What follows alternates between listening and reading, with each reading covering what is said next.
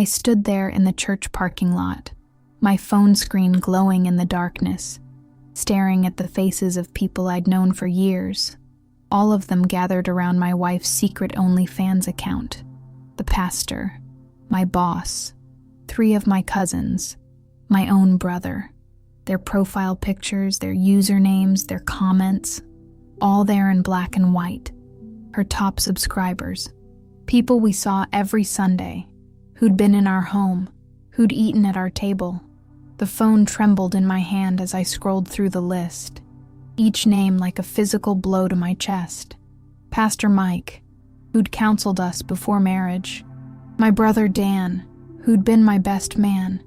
My boss Richard, who'd given us a wedding gift. All of them had seen my wife, my Sarah, in ways I couldn't even imagine.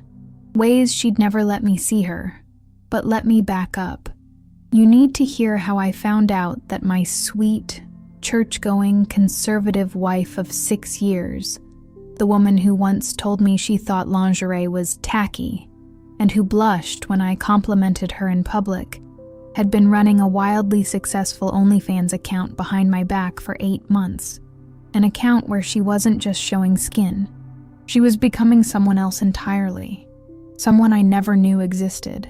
Someone who did things with strangers that she'd called disgusting when I'd suggested them.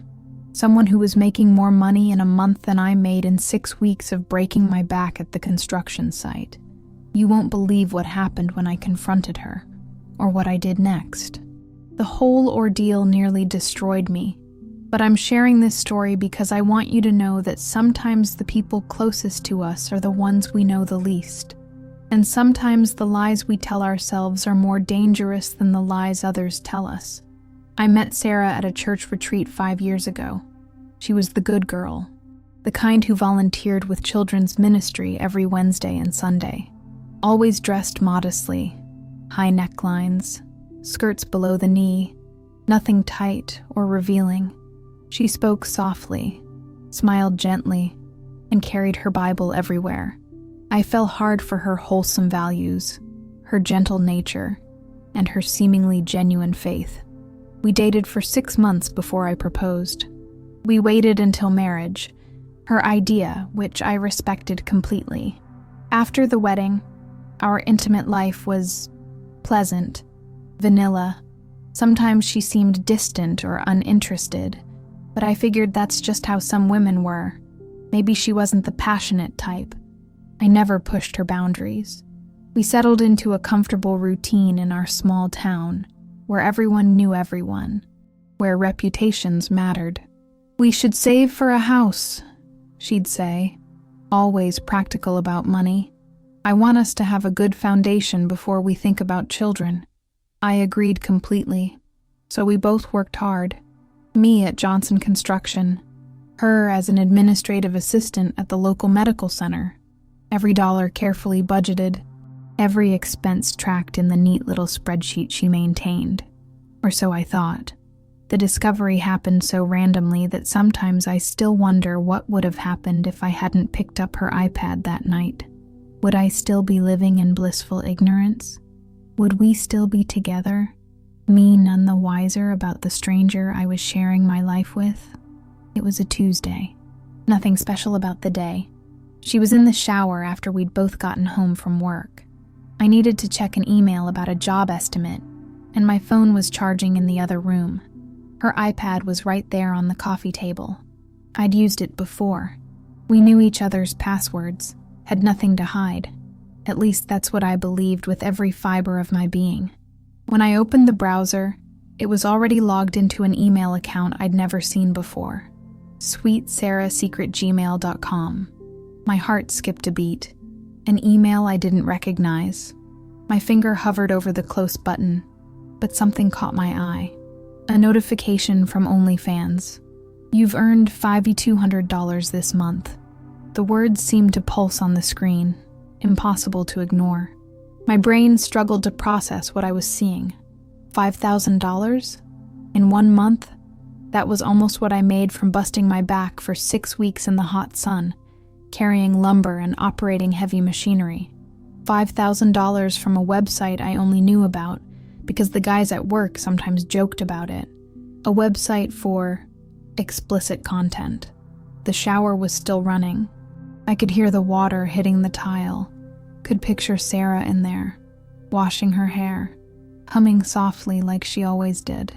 The same Sarah whose email was apparently connected to an OnlyFans account, an account that had earned thousands of dollars. I tapped the notification.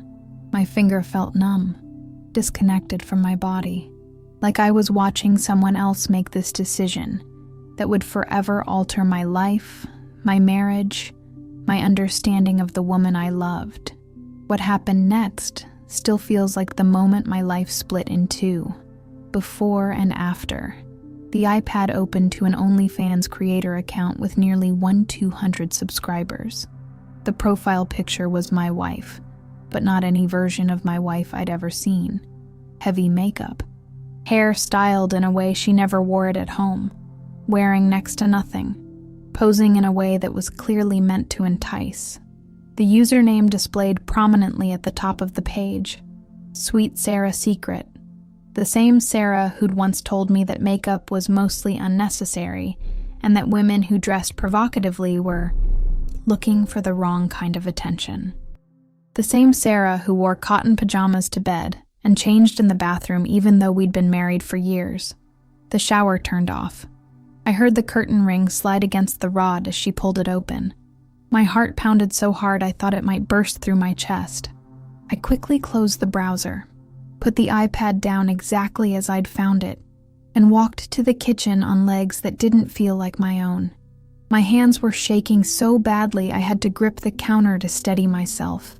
I felt sick, dizzy, like the floor was tilting beneath me. "Hey babe, what do you want for dinner?" she called out, walking into the living room in her robe, hair wrapped in a towel. The same woman I'd seen on that screen? The same woman who blushed when I complimented her in public? Who said she didn't understand why women posted revealing photos on Instagram? I stared at her, searching for signs of the stranger I'd just glimpsed online.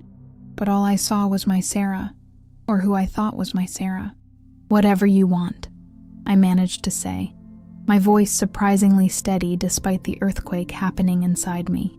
And that began the strangest 2 weeks of my life, living with a complete stranger, sleeping beside someone wearing my wife's face, but harboring secrets I couldn't begin to comprehend, eating meals with her, watching TV with her, kissing her goodbye in the morning, all while knowing that the woman I thought I knew better than anyone else in the world was actually someone I didn't know at all. But here's where things get even crazier. I didn't confront her right away. Some of you might think that's weak or cowardly, but I needed to understand what I was dealing with. I decided to investigate first, to understand the scope of what I was dealing with. Was it just photos? A recent mistake? Maybe she was being blackmailed or coerced somehow. I needed facts before I blew up our marriage, before I confronted the woman I still loved despite this shocking discovery. The next day, after she left for work, I created a fake email account, signed up for OnlyFans, and subscribed to my wife's page. $25 a month, the highest tier. I needed to see everything. I needed to know exactly what she'd been hiding. My hands trembled as I entered my credit card information, as I confirmed my subscription. I felt sick doing it, sick paying to see intimate content of my own wife, content she'd never shared with me but was apparently sharing with hundreds, maybe thousands of strangers. What I found made me physically ill. 8 months of content, hundreds of photos and videos, not just revealing pictures, but acts I'd suggested in our marriage that she'd called disgusting or sinful. Things she'd claimed went against her values, against her faith. Here she was, doing them for strangers on the internet, loving it, being praised for it, making thousands of dollars. The timestamps on the content showed she'd started this just 6 months after our wedding. 6 months into our marriage, she'd created this alternate identity, this secret life. I spent hours scrolling through the content, recognizing our house in the backgrounds, our bedroom, our bathroom, even our kitchen, places where I'd eaten breakfast while she sat across from me, planning her next posts. The blue bedspread I'd helped her pick out at Target, the shower curtain with the seashell pattern that she'd insisted on, the wooden spoons hanging by the stove that had been a housewarming gift from my parents. All these familiar items now contextualized in a way that made me feel violated. Our home, our private space, had been turned into a backdrop for her performances. But the worst part wasn't the content itself. It was the comments, the private messages, the community she'd built. She responded to these men, and some women, with a personality I'd never seen before. Flirtatious, confident, sexual, using language I'd never heard cross her lips in real life, using phrases and words that would have made her blush furiously if I'd said them to her. "Can't wait to show you what I bought with your tips last week," she'd written to someone called Big Daddy 478. "You always know exactly what I need." And, "That special video you requested is coming tomorrow. It's the naughtiest thing I've ever done. Can't wait to hear what you think." And, "You're my favorite subscriber. Don't tell the others, but your messages make my day." The Sarah I knew would blush at the word sexy. She once left a movie because she thought a scene was too explicit. This online Sarah was a complete stranger. Bold, adventurous, explicit. I scrolled through message after message, each one twisting the knife deeper, each one revealing more of this stranger who shared my bed, my name, my life. And that's when I saw the names and profile pictures of the subscribers. Local names, familiar names, people from our community, our church, my workplace, even family members. They were all there, paying monthly to see my wife, their friend, their fellow church member, their employee, their relative, perform acts that would destroy her reputation if anyone knew. Acts that would destroy our reputation in the community. I vomited in the sink, heaved until there was nothing left but bile and the bitter taste of betrayal. Then I kept scrolling. I couldn't stop myself. It was like picking at a wound, knowing it would hurt, but unable to leave it alone. I needed to know everything, needed to understand the full extent of the deception. For 2 weeks, I lived this double life, watching her get ready for work in the morning, knowing she had private messaging sessions scheduled with subscribers during her lunch break. I'd found her content calendar in a hidden folder on her iPad. Mondays were for new photo sets, Wednesdays for videos, Fridays for private requests. She had it all scheduled like a business, professional, organized. Everything my Sarah was in her daily life, but channeled into this secret enterprise. I ate dinner across from her while she talked about her boring day at the office, knowing she'd posted 3 new videos that same day. Videos where she'd used toys I'd never seen before, worn lingerie I'd never seen her in. I lay next to her in bed, watching her text someone, a small smile playing on her lips. Someone she called her special fan, a top subscriber who'd spent over $2,000 on private content. I wanted to grab the phone, to confront her then and there, but I held back. I needed the full picture, needed to understand why, how, when all of this had started. I checked our bank accounts. Nothing unusual. No mysterious deposits. No unexplained withdrawals. She must have had a separate account. But where was all that money going? Our savings hadn't increased. We were still living the same modest life, driving the same used cars, eating at restaurants only on special occasions. Was she saving it? Spending it secretly? Planning to leave me with a nest egg I knew nothing about? During those 2 weeks, I noticed things I'd been blind to before. How she always kept her iPad with her. How she took her phone to the bathroom. The long errands on weekends that I never questioned because I trusted her completely.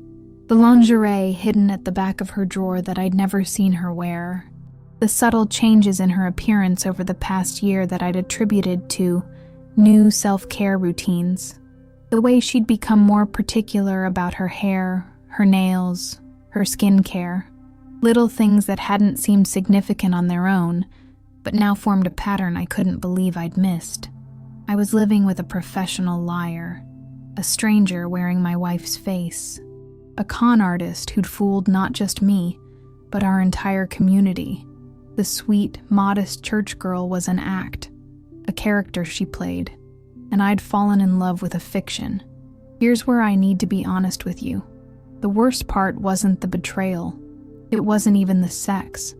It was realizing that the woman I'd fallen in love with, the sweet, somewhat shy, traditional woman who shared my values, didn't exist. She was a character, a performance, and I was the only audience member who didn't know the show was fake. I'd built my life around a person who wasn't real, had planned a future with someone who'd been lying to me since the beginning, had shared my deepest thoughts, my vulnerabilities, my dreams with someone who'd been living a double life the entire time. I couldn't take it anymore. The weight of the secret was crushing me. I had to confront her, had to hear from her own lips why she'd done this, why she'd chosen this path of deception, why she'd married me if I wasn't enough for her. I chose a Sunday evening. We'd just gotten back from church, where she'd sung in the choir, wearing a modest dress, smiling at the pastor, the same pastor whose username I'd seen commenting on her videos. We'd stood next to my brother during the closing hymn. My brother, who'd paid to see my wife in ways I never had. We'd chatted with friends in the lobby, friends who were living double lives just like her. The hypocrisy was suffocating. The whole experience felt surreal, like I was moving through a nightmare I couldn't wake from. "Sarah," I said when we got home. She was hanging up her coat, humming the last hymn we'd sung. "We need to talk about sweet Sarah's secret." The coat fell from her hands. The color drained from her face so quickly I thought she might faint. For a moment, she looked like she might deny it, might try to gaslight me, make me think I was crazy for even suggesting such a thing. Then her expression changed completely. It was like watching a mask fall away. The sweet, gentle Sarah disappeared, replaced by someone harder, colder, more calculating. "How did you find out?" she asked, her voice different, lower, harder. Even her posture had changed. Gone was the slight stoop of humility she usually carried. Now she stood straight, shoulders back, chin raised. A different woman entirely. Does it matter? I know everything. I've seen everything. I showed her my phone, open to her OnlyFans page. I subscribed, premium tier. She laughed, actually laughed. Not the gentle laugh I knew, a sharp, bitter sound that seemed to cut through the air between us. "Well, congratulations. Now you know, the real me." She sat down on the couch, suddenly looking exhausted. She kicked off the modest heels she'd worn to church, tucking her feet under her in a casual pose I'd seen 100 times. But now it felt like watching an actress take a break between scenes. God, it's exhausting pretending to be that boring little church mouse all the time. Pretending? My voice cracked. The word felt like glass in my throat. Our entire relationship was pretending? Not all of it. She looked at me almost pityingly, as if I were a child who didn't understand a simple concept. "I do care about you, James, but you wanted the good girl, the virgin bride, the modest wife. That's who you fell in love with. That's who you pursued. That's who you proposed to. So you created her? Like some kind of sick character? You lied about your values, your beliefs, your desires. Everything?" I couldn't keep the anger from my voice now. The betrayal was too deep, too complete. "At first, yes," she sighed, running a hand through her hair, the same gesture I'd seen her make 1,000 times, but now it felt like watching a stranger. Then I realized I could be myself somewhere else, make good money doing it, be desired for who I really am, for what I really want. By the pastor, by my brother, by my boss. I showed her the subscriber list, names she knew, faces she saw every day. Did you know about them? Now it was her turn to look shocked. She grabbed the phone, scrolled through the names. I don't look at their real profiles. I just see the usernames, the messages. Her voice faltered for the first time. I didn't know it was them. I block the local area. I use a VPN. Well, they know it's you. They see you. All of you. Everyone we know has been watching you for months. I couldn't keep the disgust from my voice. The thought of all those men who shook my hand at church, who worked beside me, who called me friend and brother, watching my wife, paying to see her. It made me physically ill. She put her hand to her mouth. For a moment, I saw a glimpse of the Sarah I thought I knew. Shocked, vulnerable. That's not possible. I was careful. I blocked our region. I used different hair, makeup. I was careful. Clearly not careful enough. The words came out harsher than I intended, but I couldn't soften my tone. Not now. Not after everything I'd seen.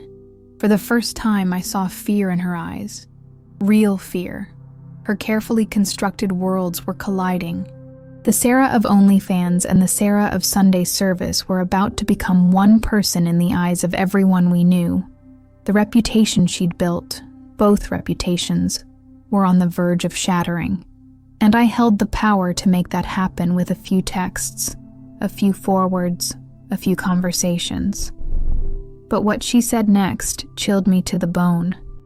"James," she said, her voice suddenly calculating, all vulnerability vanishing in an instant. Her eyes narrowed as she leaned forward. "Think about this. If you expose me, you expose yourself. You'll be the clueless husband, the man who couldn't satisfy his wife, the joke of the town." Each word hit like a physical blow. "Everyone you know has seen what I do, what I'm capable of, what I've been sharing while you had no idea." She leaned closer, her voice almost a whisper. "Is that really what you want? For your brother to know you couldn't please me? For your boss to look at you and know what your wife needed that you couldn't provide?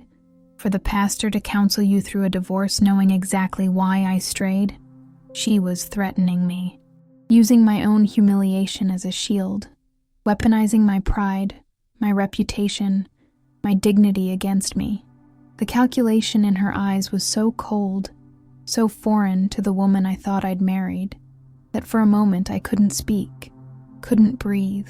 "What I want," I said slowly, each word feeling like a stone in my mouth, "is a divorce." She laughed again, that sharp, unfamiliar laugh that belonged to the stranger sitting across from me. "Fine, but just know, half of what I've earned is legally yours, and half of what you've earned is legally mine, including your pension, your savings, everything. I've consulted a lawyer already. I've been preparing for this possibility." She tilted her head, studying me like I was an interesting specimen under glass. "I'm not stupid, James. I knew there was always a chance you'd find out." Of course she had. She'd thought of everything, calculated every angle, prepared for every contingency. The woman I'd thought was sweetly naive about the ways of the world had been 3 steps ahead of me the entire time. "So here's my counteroffer," she continued, her voice businesslike, as if we were negotiating a contract rather than the smoking ruins of our marriage. "We stay married. I shut down the account. We move somewhere new, start over. You get a faithful wife from now on. I get security and respectability.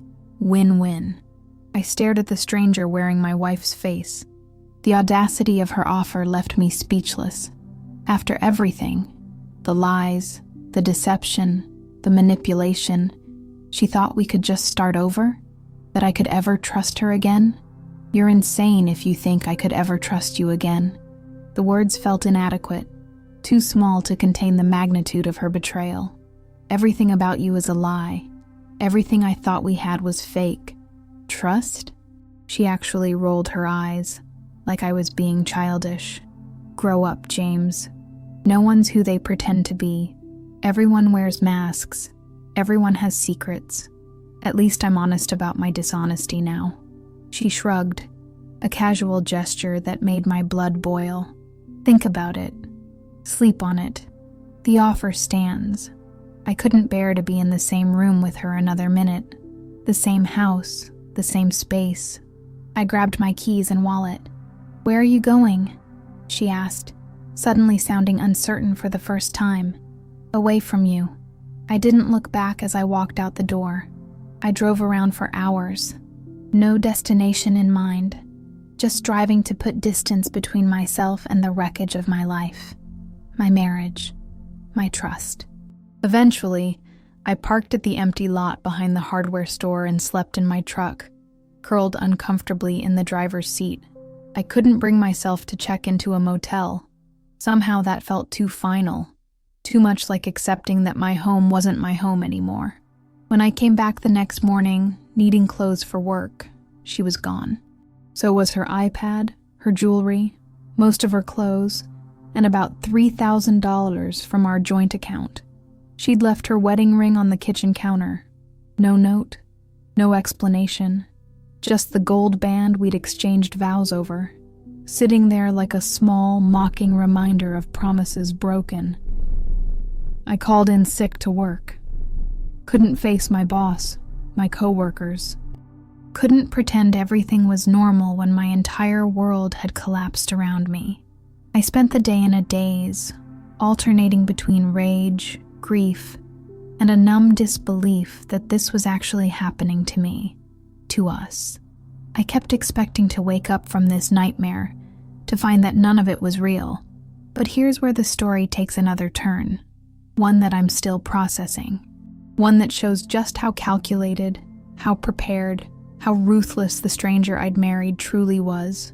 2 days later, I received an email from sweetsarahsecret@gmail.com. No text in the body of the email, just an attachment. I almost didn't open it, almost deleted it without looking, but something compelled me. Maybe the need for closure, maybe morbid curiosity, maybe the desperate hope that it was an apology, an explanation, something that would make sense of the senseless.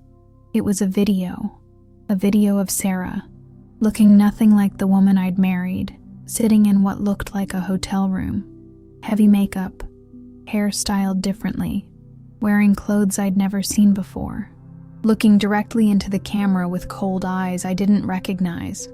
"James," she said to the camera, "by now you've probably told everyone about me, ruined my reputation, maybe even contacted my subscribers to let them know they've been watching your wife." Her tone was flat, emotionless. "Fine, but there's something you should know before you go any further with this nuclear option." She held up her iPad, showing the screen. It was open to an OnlyFans creator account. Not hers, a different one, with my name, my face, and photoshopped images of me in compromising positions. Explicit photoshops that looked disturbingly real. Images that made it appear I'd been creating my own content all along. My stomach dropped. My hands went cold. I couldn't believe what I was seeing. "I haven't published this yet," she continued, her voice silky with threat. "But if you try to ruin me, this goes live. I'll send it to everyone we know. Your family, your boss, your precious church friends." The contempt in her voice when she said precious church friends was palpable. "They'll all think you've been doing exactly what I've been doing. It will be your word against mine. And with these images," she smiled coldly, "well, who do you think they'll believe?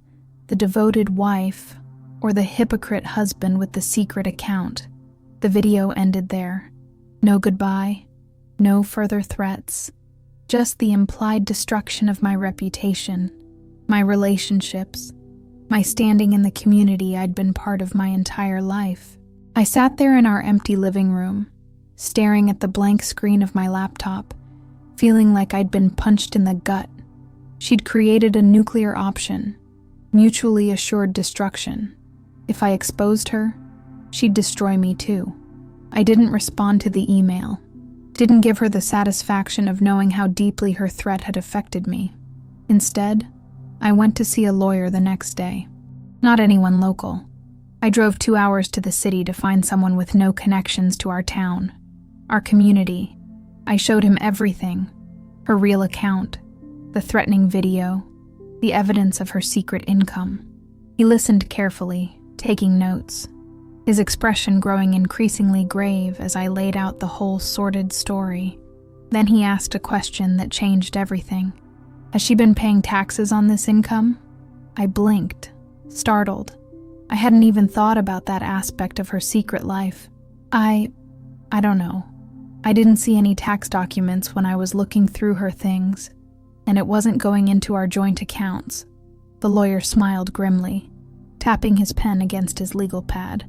Tax evasion is a federal offense, and given the amount she's earned, we're talking about serious penalties, possibly even criminal charges. He leaned forward. You said she's earned at least $5,000 a month for 8 months? That's $40,000 of unreported income. The IRS takes a very dim view of that kind of thing. For the first time since this nightmare began, I felt a glimmer of hope. A way out that didn't involve exposing her to our community or dealing with her threats of mutual destruction. A legal leverage point that had nothing to do with the moral or personal aspects of her betrayal. What do you suggest? I asked, feeling a strange calm settle over me. The calm of having a plan, a direction, a way forward through this mess. Let me draft a settlement agreement. A clean break. No mudslinging on either side. He made a few notes. We'll make it clear that you won't report her to the IRS for tax evasion if she agrees to certain terms. A quick, uncontested divorce. A complete separation of finances. And mutual non-disclosure about the real reasons for your split. And the fake account she created? The one with my face? We'll include that too. Full deletion of all content related to you. No publication, no distribution, no threats. He looked up at me, his expression serious. This isn't blackmail, James. This is protecting yourself from someone who's already shown she's willing to go to extreme lengths to hurt you. I nodded, feeling a weight lift from my shoulders. Do it.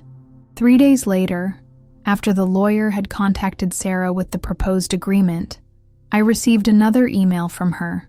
Just 4 words. You have a deal. We handled everything through lawyers after that. The divorce was finalized in record time. Sarah didn't contest anything, didn't ask for anything beyond what was legally hers from our joint assets. We told people we'd grown apart, creative differences, wanting different things from life, the usual vague explanations that people give when they don't want to share the messy truth. Some people suspected there was more to the story. I could see it in their eyes, in the way conversations would stop when I entered a room. But no one knew the truth. No one except me, Sarah, and our respective lawyers. Sarah moved to a city across the country. Last I heard, she'd started over completely. New job, new friends, new life. I stayed in our town, facing the awkwardness of seeing people who'd viewed my wife's content, never knowing if they recognized her, never able to look at them the same way again. Pastor Mike avoided eye contact with me at church. My brother called less frequently. My boss became oddly formal in our interactions. I never confronted any of them, never let on that I knew about their subscriptions, their comments, their participation in the deception. What would be the point? More humiliation? More broken relationships? The damage was done. 6 months passed. I was starting to heal, to rebuild my life piece by broken piece. I joined a support group for people going through divorce, had started seeing a therapist to work through the trust issues, the betrayal trauma, had even gone on a few casual dates, though nothing serious. I was beginning to believe that someday I might be whole again. That's when I received one final email from an address I didn't recognize. The subject line was empty. The body contained just one cryptic sentence. Check your old OnlyFans account. Password is your anniversary. I almost deleted it. Almost blocked the sender. Almost called my lawyer to see if this constituted a violation of our agreement. But curiosity got the better of me. Despite everything, despite all the pain and betrayal, I still wanted answers. Still wanted to understand how the woman I'd loved so completely could have deceived me so thoroughly. I logged into the fake subscriber account I'd created to view Sarah's content all those months ago. The account was still active, though her content had been deleted as agreed. But there was one new message in the inbox. A private message from Sweet Sarah Secret, dated 2 days earlier. James, I'm sorry. Not for who I am, but for lying to you about it. You deserved someone who truly was the woman you thought I was. I've sent you something at your parents' address. The only genuine thing left between us. The message confused me, angered me. Who was she to decide what I deserved? Who was she to reach out after everything she'd done? I almost ignored it completely, almost deleted the account, and washed my hands of the whole sordid business once and for all. But a week later, curiosity got the better of me again, and I stopped by my parents' house.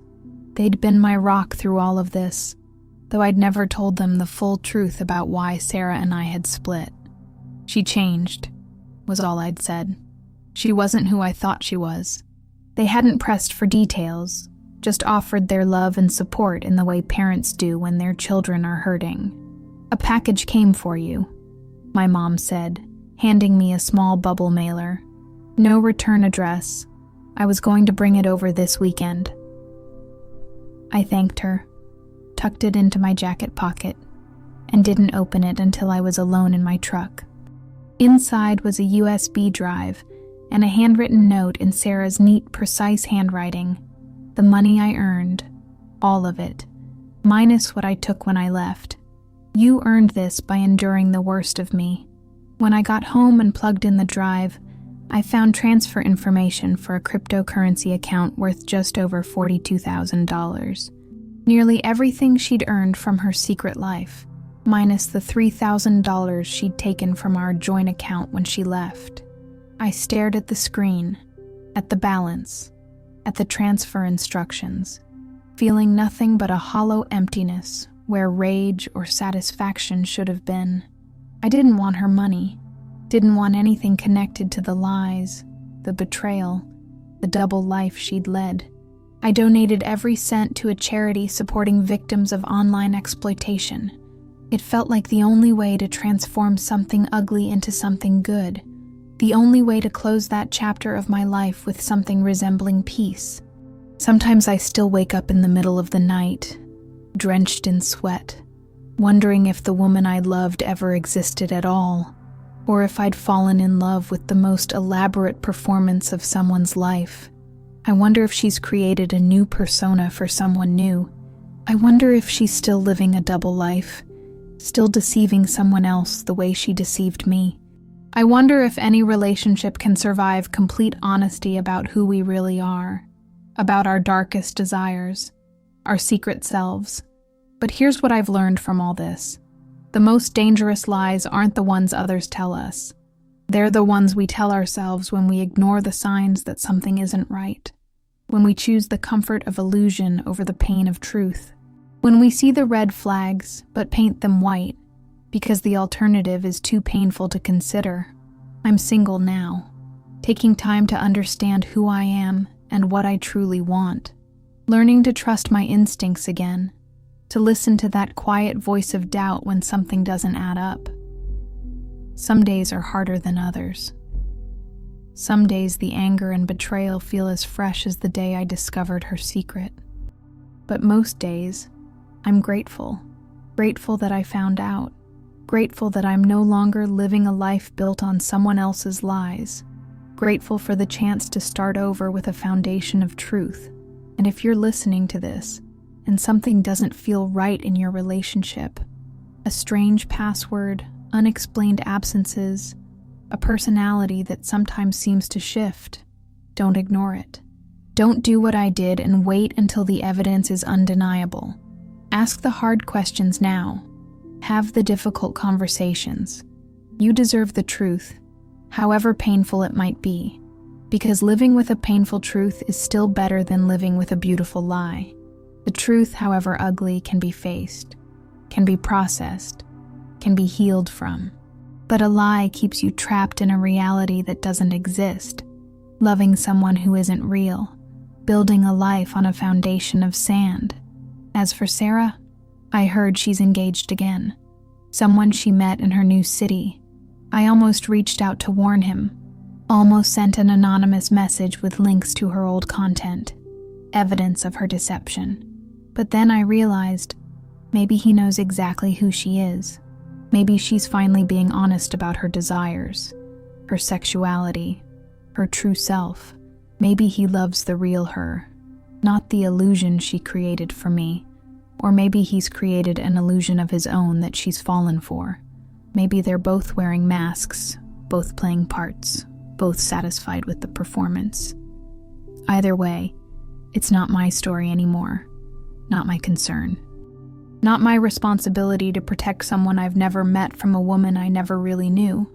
I'm writing my own story now, a simpler one perhaps, less exciting, less dramatic, but authentic, real, mine. And this time, it's going to be honest from the first page to the last.